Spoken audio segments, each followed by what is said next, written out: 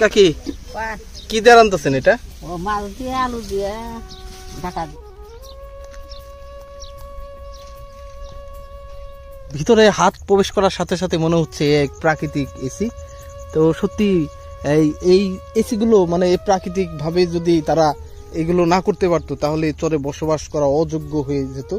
হেঁটে যায় না? বাহ, বাড়ি ঘর চিনে। এই যে দেখতে পাচ্ছেন আমার চারদিকের যে দৃশ্যগুলো, পিছনে বাড়িঘর রয়েছে, এদিকে পুরো ফাঁকা, আবার এদিকে কিছু বাড়িঘর রয়েছে। আসলে এই চরের জীবনগুলো এক অদ্ভুত জীবন। বান্তাইল চর দুর্গম এই জনপদটি যমুনা নদীর মাঝে অবস্থিত। এই চরের পাশ দিয়ে বয়ে চলেছে যমুনা রেল সেতু। এখানকার প্রাকৃতিক দুর্যোগ এবং নদীর সাথে লড়াই করে বেঁচে থাকে এই চরের মানুষেরা। বাংলাদেশের দুর্গম চরগুলোর মানুষের জীবনের খোঁজ নেয়ার যেন কেউ নেই, একমাত্র মহান সৃষ্টিকর্তা ছাড়া। দর্শক, আজ আপনাদেরকে দেখাবো এই দুর্গম চরের মানুষের সুখ দুঃখের জীবন। সঙ্গে থাকুন আর দেখতে থাকুন। কেমন আছেন কাকা? আল্লাহ পাক ভালো রাখছে। কোথায় বেরিয়েছেন? এটা কি খাবার নিয়ে যাচ্ছেন? কাকা, আপনাদের এই চরে কোনো মসজিদ নাই? মসজিদ নাই। তাহলে এই যে নামাজের উক্ত যায়, আপনারা কিভাবে নামাজ পড়েন? নামাজ খুব কম পড়ে। তাই? আসলে দুনিয়ার কাজ তো করতে হবে, আখিরাতের কাজ যদি ছুটা যায়, যার যখন তখন দুনিয়া ছেড়ে। মানে আমি ঘুরে দেখলাম আপনাদের চরে কোনো মসজিদ দেখলাম না। এই যে আজকে জুমার দিন গেলেও আমরা নামাজ পড়তে পারলাম না। মানে আপনাদের এই পুরো চরে কি কোনো মসজিদ নাই? না, নাই। কিন্তু প্রায় 1000 মানুষের উপরে বসবাস আপনাদের চরে। তাহলে এত মানুষ যে চরে বসবাস করে, সবাই মিলেও তো ইচ্ছা করলে চরের মাঝখানে একটা মসজিদ তৈরি করতে পারে। ধর্ম বলতে এখন কিছু নেই, মিথ্যা কথা, গান বাজনা চা। তো আসলে কষ্ট লাগলো কাকা, মুসলিম প্রধান দেশ, সব বেশিরভাগই তো মুসলমান। এরকম একটা জায়গায় মহান সৃষ্টিকর্তার ইবাদত হয় না, তাহলে তো আসলে রহমত বর্ষিত হবে না আল্লাহ পাকে।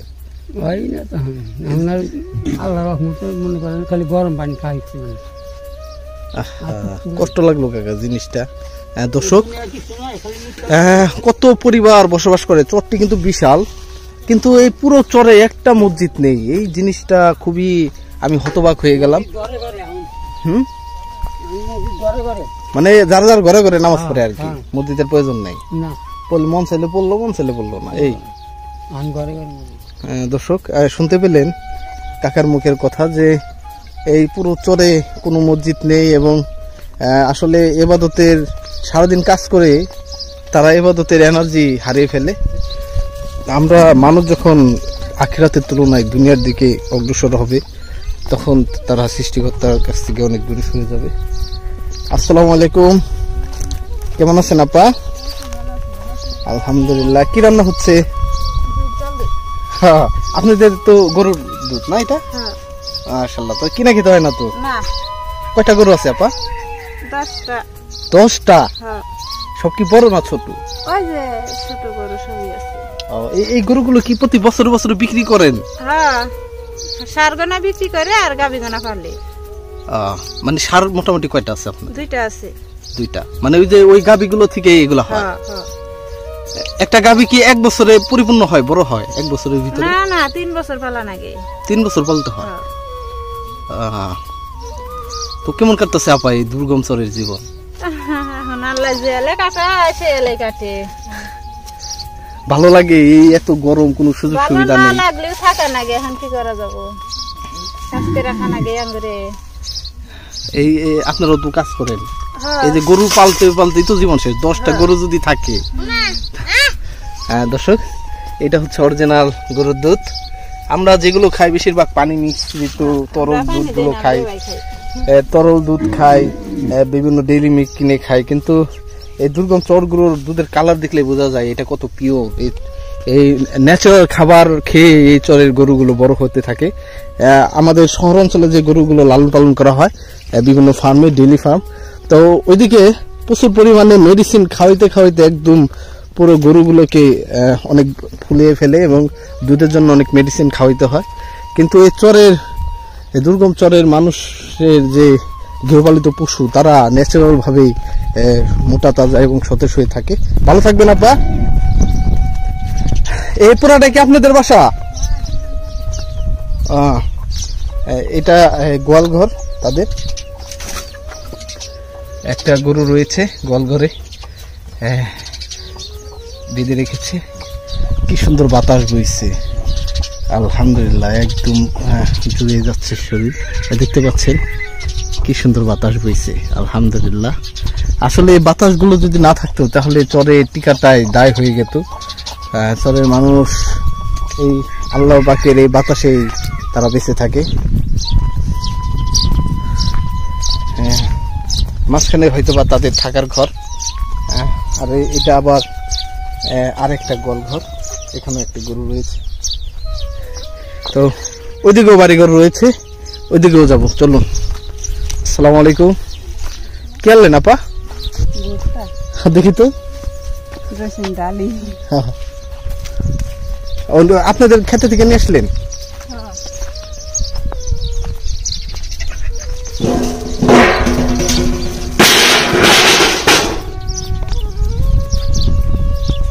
এটা কি খেতে থাকতে পুড়ে দিচ্ছেন? এই কটা বাঁচছিল তাই নিয়ে আসছেন এগুলা। তারপর এই আপনার বাসা কোনটা? ও, এটা আপনার বাসা? ওই যে আরো একটা আপা আছে, উনিও বলছিল এটা বাসা। আপনার কি লাগেন সম্পর্কে? দুই ভাই দুই বউ। তো কেমন কাটতেছে আপা এই দুর্গম চরের জীবন? ভালো লাগে এখানে থাকতে। এই যে এত গরম, রাস্তাঘাট নেই, দোকানঘাট নেই, মার্কেট নাই, কিচ্ছু নাই, এইরকম একটা পরিবেশে বসবাস করেন, খারাপ লাগে না? সবকিছু মনে করেন যে হাটে থেকে আনে। আপনাদের যা চাহিদা সপ্তাহে কিংবা মাসে মাসে আপনাদের স্বামীরা নিয়ে যায়? সপ্তাহে 2 দিন হাট আছে। 2 দিনই কি যায়? 2 দিনই যায়। বাসার পুরুষরা যায় না? তো এরকম পরিবেশে থাকে না, ভালো লাগে? বাড়িতে আর বাসা আছে, জায়গা 6 মাস থাকি এখানে। ও, মানে গ্রামের ভিতরে বাড়ি আছে? চরবাদেও বাড়ি আছে এখানে। আর কি যে পশুপালনের জন্য থাকে এখানে, ছাগল গরু আবাদ বর্ষ করার জন্য এখানে 6 মাস থাকি আমরা। আচ্ছা আপা, ধন্যবাদ, ভালো থাকবেন। দর্শক, আমরা ওই বাসার ওদিকে যাব।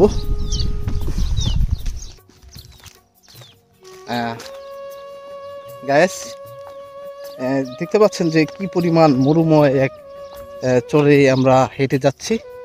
তো আশেপাশের দৃশ্যগুলো এই যে দেখতে পাচ্ছেন, আমার চারদিকের যে দৃশ্যগুলো, পিছনে বাড়িঘর রয়েছে, এদিকে পুরো ফাঁকা, আবার এদিকে কিছু বাড়িঘর রয়েছে। আসলে এই চরের জীবনগুলো এক অদ্ভুত জীবন।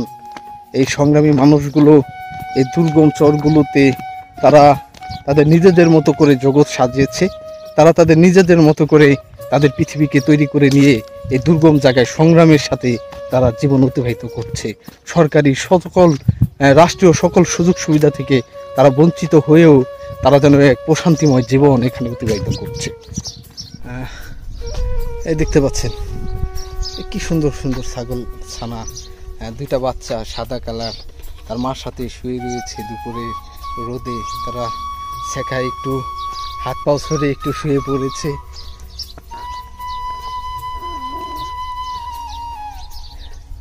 এই হচ্ছে অবস্থা এই ছাগলগুলো। আর এখানে গরু রাখার জায়গা, আর ঘর বাড়ি তো দেখতেই পাচ্ছেন। এই যে হচ্ছে প্রত্যেকটা ঘরই প্রায় একই রকম।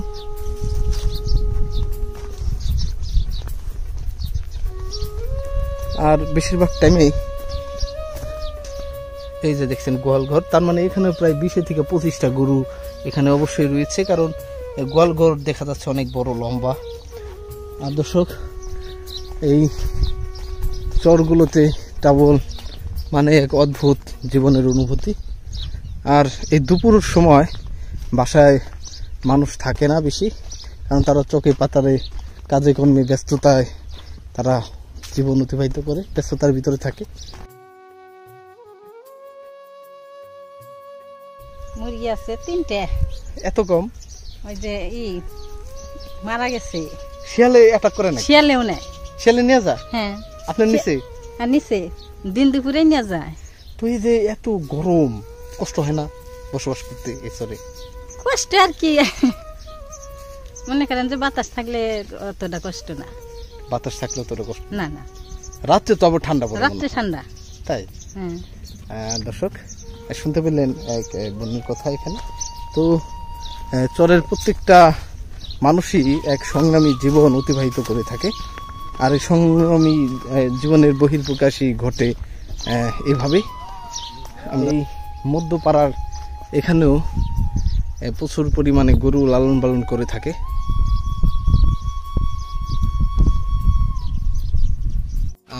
দর্শক গাইস দেখতে পাচ্ছেন এই আশেপাশের দৃশ্যগুলো, এটার মাঝখানে ওই যে একটি ছোট্ট একটি পাড়া দেখা যাচ্ছে, এই দেখতে পাচ্ছেন। আমরা এখন এই পাড়ায় যাব।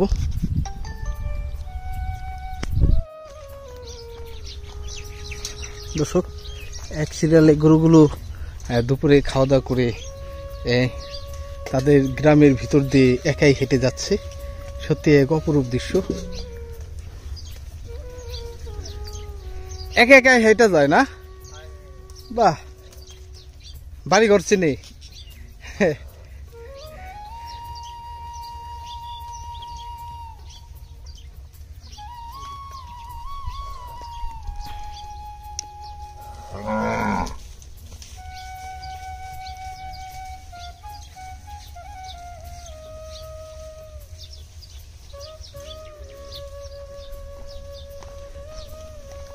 তাদের বাড়ি ঘরে আসলো।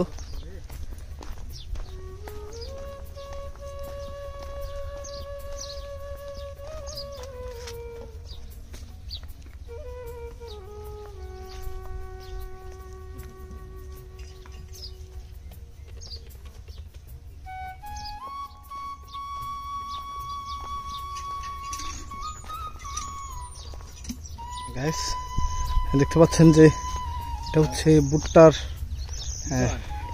গাছ দিয়ে তৈরি। আসসালামু আলাইকুম, কেমন আছেন মিয়া ভাই? আলহামদুলিল্লাহ। কোথায় যাচ্ছেন? চকে কাজ করতে? তো কেমন আছেন ভাই? কেমন কাটতেছে এই দুর্গম চরের জীবন? এখানে আঙুল খেত খোলা ভালোই কাটতেছে। গরু বাছুর আছে তো? কয়টা আছে গরু? 6টা। মাশাআল্লাহ মাশাআল্লাহ।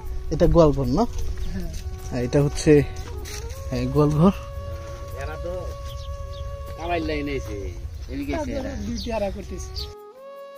এই চরের জীবনগুলো যেন গ্রাম বাংলার রূপসী রূপ লাবণ্য তুলে ধরেছে আমাদের সামনে।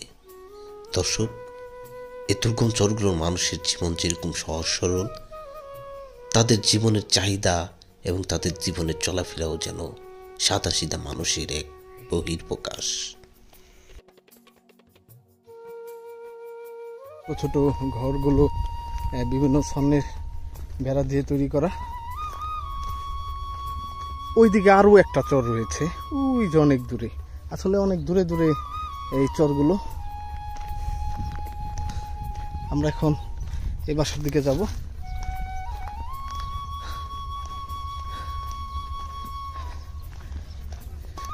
কাজ করতে পারা যায়, কিন্তু এখন তো আর আগ্রহ অন্য কাজ করার সময় নাই।